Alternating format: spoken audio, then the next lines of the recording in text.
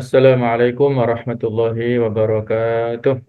Waalaikumsalam Waalaikumsalam. warahmatullahi wabarakatuh. Alhamdulillah, alhamdulillahilladzi alafa baina qulubina wa asbahna bi ni'matihi ikhwana. Asyhadu an la ilaha illallah wahdahu la syarikalah wa asyhadu anna Muhammadan abduhu wa rasuluh la nabiyya ba'dah. Allahumma shalli wa sallim ala sayyidina wa habibina wa maulana Muhammad wa ala alihi wa sahbihi wa man sara ala nahjihi wa ta'bi ta'watihi ila yaumil qiyamah. Amma ba'du, para ustadzidah rahimakumullah. Alhamdulillah, puja dan puji syukur selalu kita panjatkan kepada Allah Subhanahu wa taala yang telah banyak sekali memberikan nikmat dan karunia-Nya kepada kita, wabil khusus nikmat iman, nikmat taufik, nikmat petunjuk untuk melakukan segala macam kebaikan. Dalam perjalanan hidup kita harus selalu bermuhasabah, mengevaluasi segala aktivitas kita, dan selalu sering merenungkan. Kita sudah mencanangkan tujuan hidup kita ini adalah dalam rangka untuk meraih ridha Allah Subhanahu wa taala. Inna sholati wa nusuki wa mahyaya wa mamati lillahi rabbil alamin. Dan boleh jadi kita bertanya-tanya, apakah betul Allah Ta'ala sudah ridho kepada kita? Bagaimana kita mengetahui bahwasanya Allah Ta'ala ridho kepada kita? Maka jawaban dari pertanyaan ini cukup sulit, bahkan mungkin tidak bisa kita menjawab, karena wahyu saat ini terputus, tidak ada informasi dari langit yang memberitahukan sesudah kematian Nabi Muhammad SAW. Tidak ada informasi yang bisa kita dapatkan. Apakah Allah Ta'ala ridho kepada kita masing-masing? Apakah murka kepada kita? Tetapi setidaknya ada isyarat, tanda-tanda yang memberikan sinyal-sinyal atau informasi bahwasanya Allah cinta kepada hamba-Nya dan ridho kepadanya. Dan di antara tanda-tanda yang menunjukkan keridhaan Allah kepada hamba-Nya adalah taufiquhu li ta'atihi wastinabu ma'asihi. Jadi kemudahan yang diberikan Allah kepada hamba itu untuk mentaati Allah dan juga menjauhi segala macam kemaksiatan. Sehingga apabila seorang hamba mengerjakan hal-hal yang diperintah Allah dan menjauhi hal-hal yang terlarang, sabar terhadap segala macam takdir, maka itu adalah tanda Allah Ta'ala ridho kepadanya. Sebagaimana Allah Ta'ala firmankan di surat Muhammad ayat ke-17, وَالَّذِينَ اهْتَدَوْا زَادَهُمْ هُدًى وَآتَاهُمْ تَقْوَاهُمْ. Dan orang-orang yang berusaha untuk mendapatkan petunjuk, mereka itu akan ditambahkan huda, petunjuk, wa zadahum taqwahum, dan akan ditambahkan kepada mereka, akan diberikan ketakwaan kepada mereka. Bisa juga di akhir surat Al-Ankabut, walladzina jahadu fina lanahdiyannahum subulana wa innallaha lama'al muhsinin. Dan orang-orang yang berjihad bersungguh-sungguh untuk menempuh jalan kami, di jalan kami lanahdiyannahum, pasti akan kami tunjukkan mereka kepada jalan-jalan kami. Dan Allah bersama dengan orang-orang yang baik, orang-orang yang berbuat kebajikan. Ada proses sebab dan akibat dalam ayat ini. Ada mujahadah dan ada hidayah. Hidayah ini, mujahadah itu adalah prosesnya atau sebab-sebab yang bisa dilakukan oleh setiap manusia Sedangkan hidayah itu adalah merupakan akibatnya atau dampaknya. Mujahadah itu adalah merupakan ikhtiar insani, sedangkan hidayah itu adalah takdir Rabbani. Jadi mempertemukan antara usaha-usaha kemanusiaan kita dan menjemput takdir Rabbani yang berupa hidayah. Jadi hidayah itulah yang kalau kita dalam konteks kita adalah ridho Allah Ta'ala, ini harus dijemput dengan mujahadah atau dengan segala macam bentuk ketaatan. Sehingga apabila Allah Ta'ala ridho kepada hambanya, maka Allah jadikan orang ini cinta kepada ketaatan dan benci kepada kemaksiatan. Sehingga di antara doa yang bisa kita ucapkan setiap waktu, setiap saat adalah Allahumma habbib ilainal iman wa zayyinhu fi qulubina wa karrih ilainal kufra wal fusuq wal isyan. Ya Allah, berikanlah kecintaan kepada kami, kepada keimanan, dan hiasilah keimanan tersebut di dalam hati-hati kami. Serta jadikanlah kami ini benci kepada kekufuran, kefasikan, dan segala macam kemaksiatan. Apabila Allah ridho kepada seseorang, maka Allah akan menyibukkan orang ini mengisi waktu-waktunya dengan amal-amal kebaikan. Mengisi waktunya dengan amal-amal soleh. Mengisi waktunya dengan berdakwah, dengan beribadah, melakukan amal-amal ketaatan. Sebagaimana kata para ulama, idza aradta an ta'rif maqamaka fandur fi ma aqamak. Kalau engkau ingin tahu di mana kedudukanmu, maka lihatlah di posisi mana dia menempatkanmu. Pada posisi mana kita ditempatkan, itulah berarti kedudukan kita di makom atau di posisi tersebut. Ya. Ada sebuah makalah atau perkataan yang dinisbatkan ke ulama-ulama yang berbeda. Ya. Ada yang mengatakan ini adalah perkataan dari Ja'far As-Shadiq. Ada yang mengatakan ini adalah perkataan dari Umar bin Khattab. Ada yang mengatakan ini adalah perkataan dari Ali ibn Husain, ibn Ali bin Abi Thalib. Ada 3 poin yang disampaikan, yang masing-masing ini kita bisa ambil hikmahnya. Ya. Perkataan ini berbunyi, Innallaha akhfa salasan fi salasin. Sesungguhnya Allah menyembunyikan 3 hal di dalam 3 hal.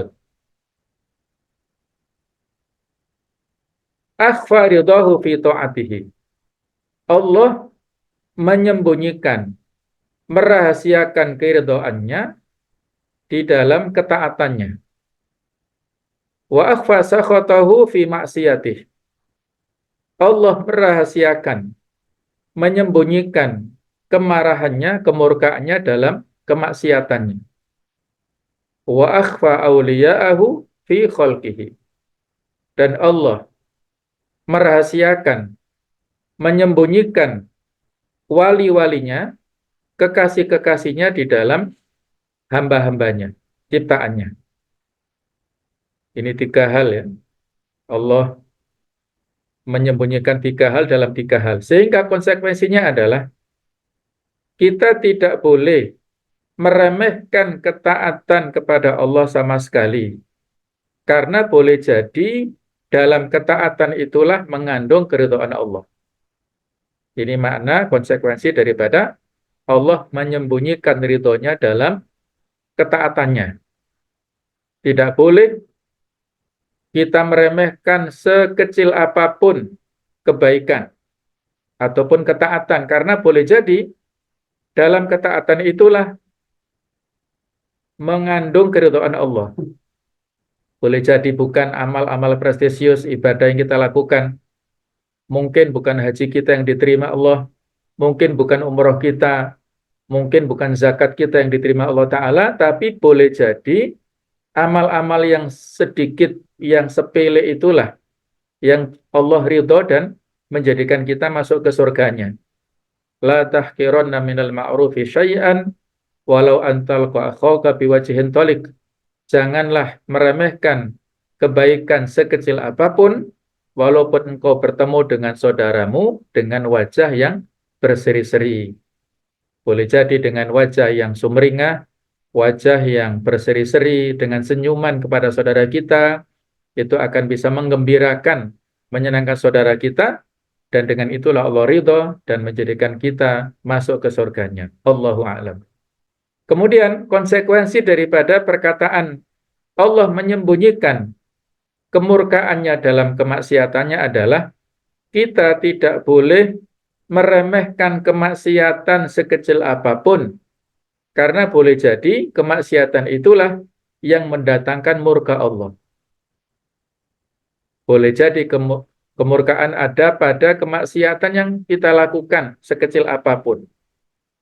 Dan yang ketiga, Allah menyembunyikan kekasih-kekasihnya pada penciptaannya, pada makhluk-makhluknya adalah kita dilarang untuk meremehkan sesama manusia. Kita tidak boleh meremehkan siapapun yang kita jumpai, yang kita lihat. Fala'allahu min awliyaihi, maka boleh jadi orang itulah termasuk di antara wali-wali Allah yang doanya tembus ke langit dan mustajab ya. Dulu pernah ada pada zaman tabi'in paceklik, masa kemarau yang berhari-hari lama sekali, berbulan-bulan. Maka para ulama dan masyarakat berkumpul di lapangan untuk doa istisqa, sholat istisqa minta hujan. Pada hari pertama mereka sholat, hujan belum turun. Pada hari kedua mereka sholat, hujan juga belum turun. Sampai hari ketiga hujan juga belum turun. Sehingga pada malamnya mereka diskusi, kira-kira dosa apa yang kita lakukan? Kenapa Allah belum menurunkan hujan kepada kita semuanya? Tidak lama kemudian, di tengah mereka diskusi ada seorang yang pakaiannya compang-camping, performanya sangat-sangat bersahaja, mampir ke musola ini, mengambil air wudhu dan sholat 2 rakaat. Di akhir sholat berdoa minta hujan, dan ternyata tidak menunggu lama, hujan pun turun seketika. Maka para ulama heran, kita yang 3 hari berkali-kali ini minta hujan nggak turun-turun, orang ini sekali doa langsung mustajab. Siapa dia? Maka di antara ulama ini ada Malik bin Dinar yang membuntuti orang ini. Siapa dia, mana rumahnya? Ternyata orang ini sampai ke sebuah rumah yang besar. Masuklah dia dan diingat-ingat. Besoknya didatangi oleh Malik bin Dinar. Nah, bertemulah Malik bin Dinar dan ketemu majikannya. Jadi rupanya dia salah satu budak di sini ya. Dia ketemu majikan dan ingin menawar ya. Malik bin Dinar bertanya, siapa di antara budak-budak Anda yang punya ciri begini-begini ya? Maka diseleksi ada 99 budak yang dilihat, ternyata nggak ada yang cocok. Nah, masih adakah satu lagi yang lainnya? Kata majikannya ada, dia tinggal di belakang sana. Dia nggak berguna selama ini, nggak kerja. Dia wiritan, sholat terus, doa terus di gubuk reot di belakang sana. Maka dilihat ternyata betul orang itulah yang dilihat tadi malam. Maka oleh Malik bin Dinar dinegosiasi dan dibeli ya, dibelilah budak tersebut.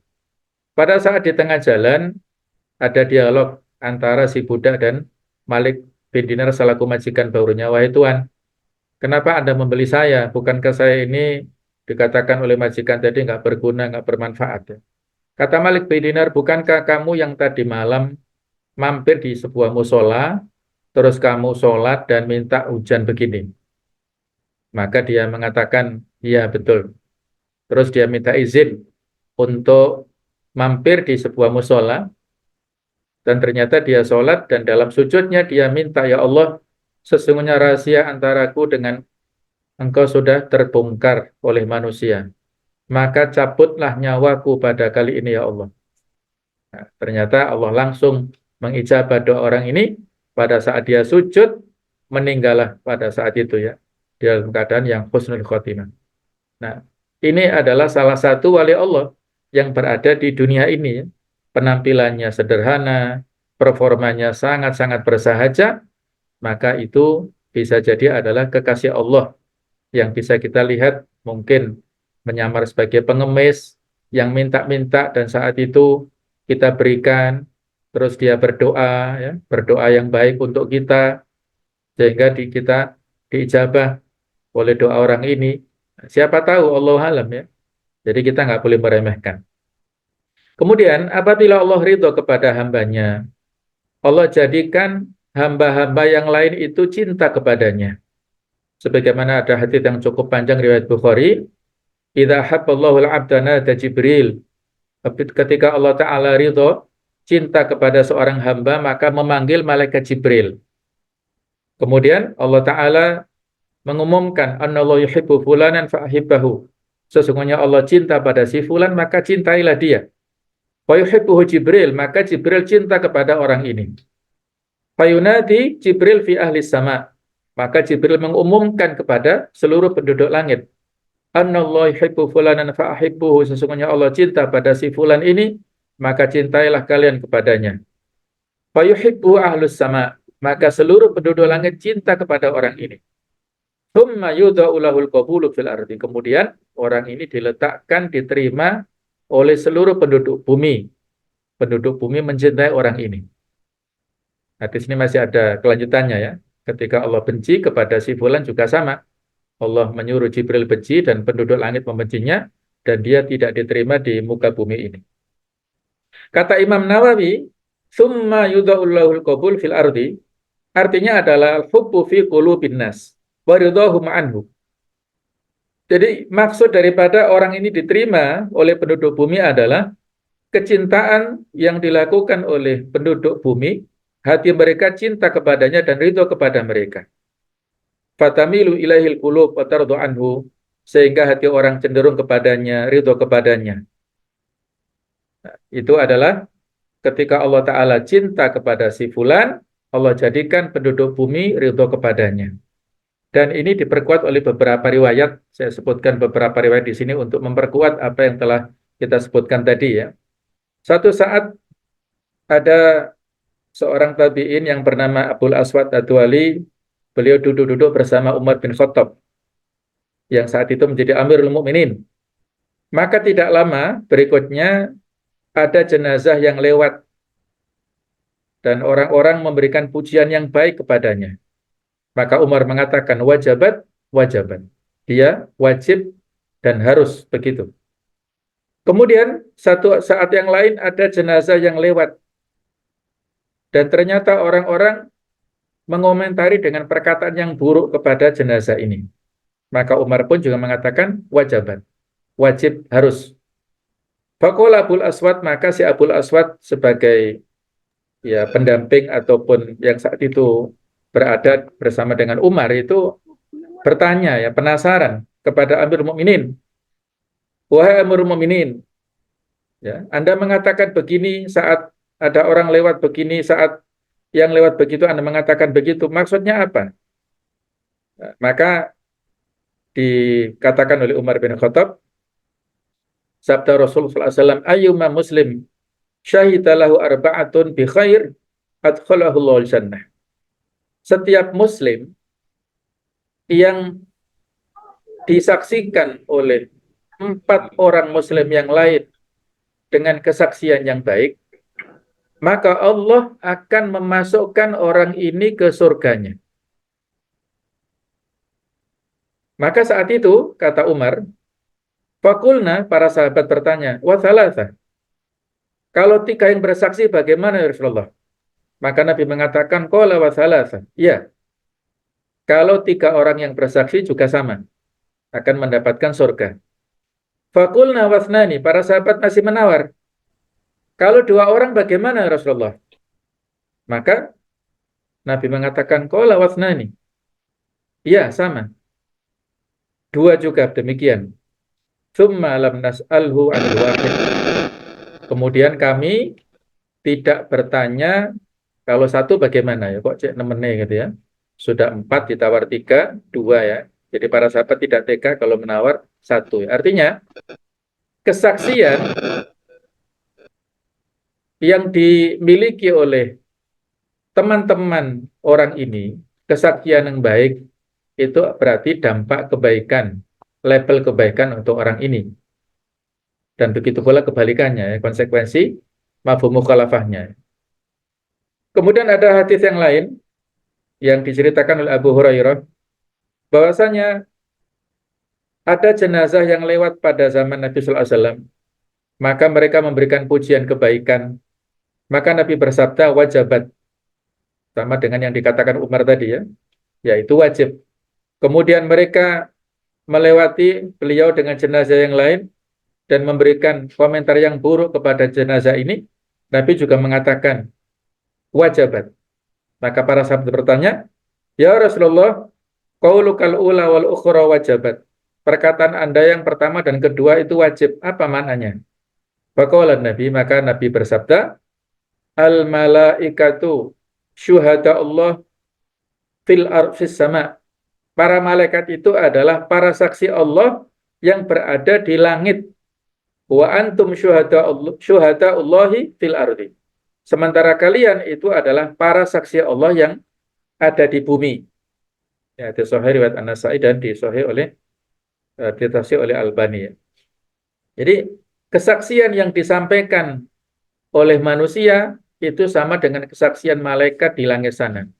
Ketika malaikat memberikan citra yang positif kepada seseorang, maka manusia juga memberikan citra yang positif kepada seseorang dan begitu pula sebaliknya. Hadis yang lainnya, ada seorang yang di saat itu datang kepada Rasulullah SAW, kemudian bertanya kepada beliau, ya Nabi Allah, dullani ala amalin idza amiltuhu takhulul jannah wa la tuksir alayya. Wahai Nabi Allah, tunjukkan kepadaku satu amalan yang bisa memasukkan aku ke surga. Tapi jangan banyak-banyak ya, itu ya agak rewel lah rupanya sahabat ini ya. Minta resep masuk surga, tapi jangan banyak-banyak. Kata Rasulullah, qala la taghdab, jangan marah kamu.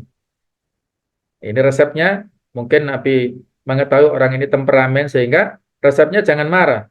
Ada hadis yang lain, la taghdab walakal jannah. Nah, jadi masuk surganya dengan sabar ya, tak boleh marah.